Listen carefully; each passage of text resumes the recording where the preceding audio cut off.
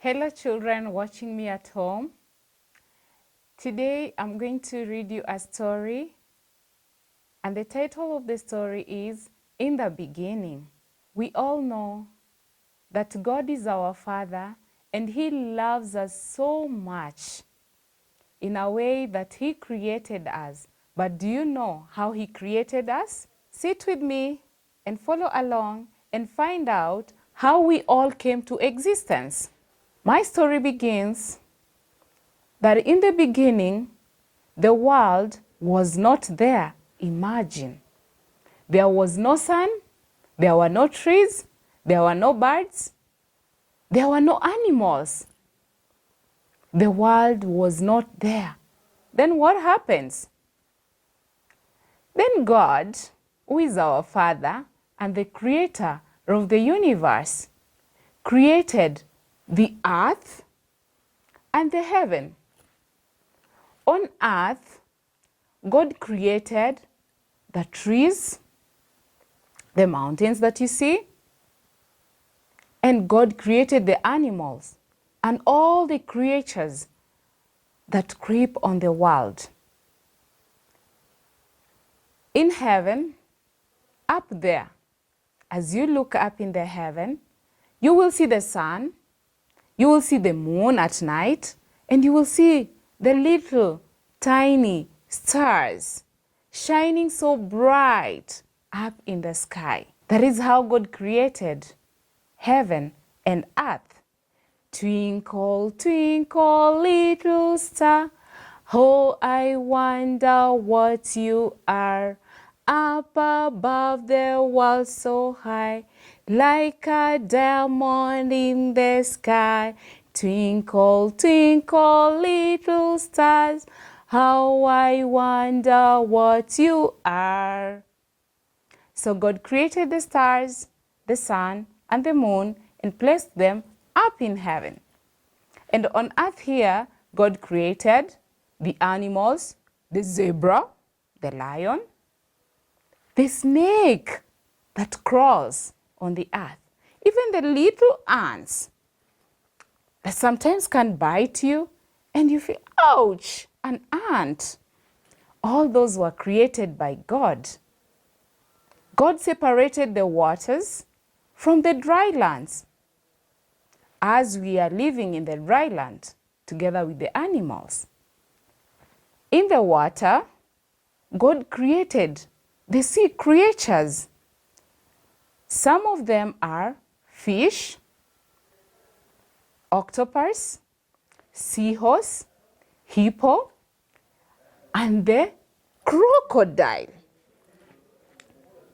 These are some of the creatures that God created and placed in the water. On the dry land, the zebra, the giraffe, the elephant, all those animals that you can name were all created by God.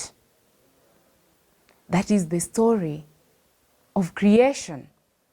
So after God created the trees, created the animals, separated the waters from the dry land, created the heaven and put the sun there that gives us light during the day, and the moon that gives us light during the night, and the tiny little stars.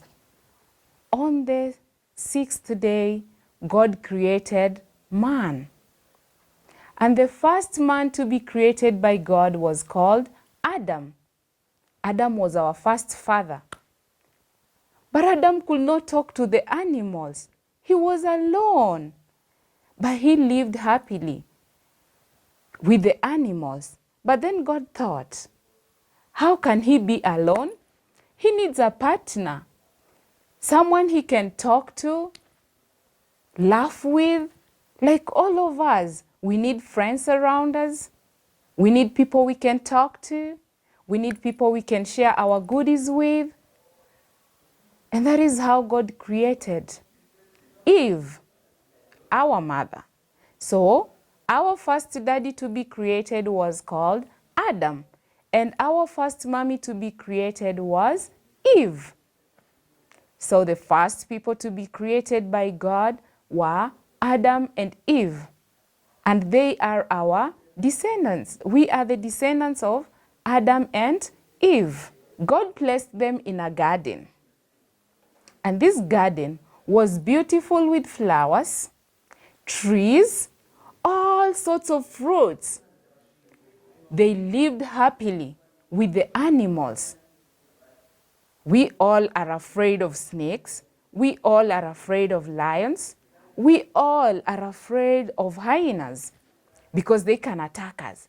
But imagine, these people lived happily with animals, all the animals, without fearing that these animals might attack them. They enjoyed living and enjoying all the fruits of the trees. But there was one tree that God told them not to eat from, and that is the tree of knowledge, well known as the forbidden fruit. They were told not to eat the forbidden fruit. But then, how did they eat the fruit? Come on, what happened? They were friends of God. How did they disobey? Let's find out. One day, Eve was just sitting. Then the little friend crawled and crawled and crawled and came. Hey, Eve. And Eve was like, yes, snake. How are you? I'm fine. Do you know what? I want us to go and find out, why did God tell you not to eat that fruit? And that fruit is the sweetest.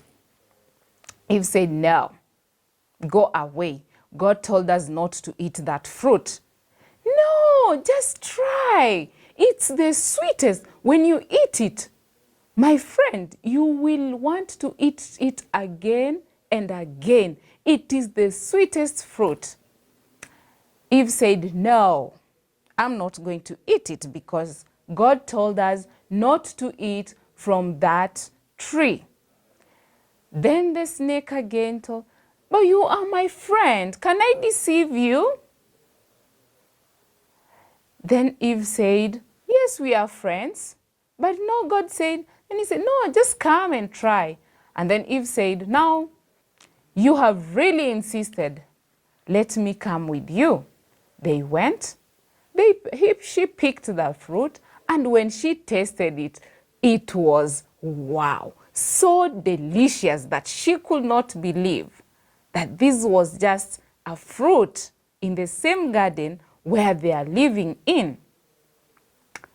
Then she told the snake, thank you so much, my friend, for allowing me to eat this fruit. I have to share with my friend, my husband, and that is Adam. So she picked one fruit and went and told Adam, wow, you can't believe it. This fruit is the most delicious of all the fruits. Then Adam said, but Eve, God told us not to eat from that tree. Then Eve said, no, it is the most delicious. You try it. And Adam, because he loved Eve so much, took the fruit and ate it. And immediately, you know what happened? They realized they were naked. They did not have clothes. And initially, they did not know that they were naked. And that is the time God realized that they have eaten the forbidden fruit. And do you think God was happy? Oh no. God was not happy with them. And immediately God called Adam. Adam, Adam, what have you done? Then Adam ran when he heard the voice of God and hid behind the bushes. He was thinking that God cannot see him. But do you know what? God sees everywhere. We can never hide from God. Whether you go under the table, behind the chairs, behind the bushes, God sees everywhere. So Adam went and hid, and they started collecting leaves to cover themselves. Then God called him again. Adam, Adam, what have you done? Then Adam said, it is Eve who deceived me to eat the fruit. Instead of him saying, Father, I have eaten the fruit, he started blaming Eve. God was not happy because God had placed them in the Garden of Eden, whereby they could enjoy all the fruits, they could eat anything they want, they were living happily with the animals. But now they have disobeyed God. What do you think will happen next? Will God let them stay in the Garden of Eden? Will God still provide for them? I don't think so. Let's find out. What did God do? After realizing that Adam and Eve ate the forbidden fruit, God was not happy, and therefore God told them, I don't want you anymore to live in my garden. And they were sent away, sad and painful.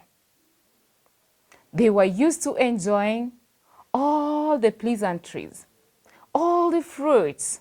They were living happily with the animals. But now they have sinned because they disobeyed God, and God had to send them away from the garden. They went far, far away from the garden, and where they went, they could not even get anything to eat. So Adam had to work and work. He started farming so that he can grow crops, so that they can get food. The luxurious life that they were living in the Garden of Eden was all gone because they disobeyed God. Little children, God loves us so much, but when we disobey God, He is not happy with us. He will punish us. God punished them by sending them away from the garden. And therefore, what do we learn today from this story? We've first of all known that in the beginning, there was nothing. The world was empty. It had nothing. Then God created the earth and the heaven, and then everything else in the world. And God created Adam and Eve and placed them in the Garden of Eden. But they disobeyed God, and God sent them away. What is our moral lesson? What do we learn from the story? Is it good to disobey? I don't know. Can you think about it? Oh, yes. It is not good to disobey. When God said, do not do this, we are not supposed to do that. Same as our parents at home. When your parents tell you, do not go outside when it's raining. Please don't go outside when it's raining, because it will rain on you, and what will happen? You'll catch cold, and later on you'll become sick. And when you become sick, you have to be taken to the doctor. And what will the doctor do? Inject you. So, little young children, my friends who are listening to this story, we should be obedient. That is the key word. That is the end of my story today. Until next time, I'm your host, Teacher Celestine. Thank you so much.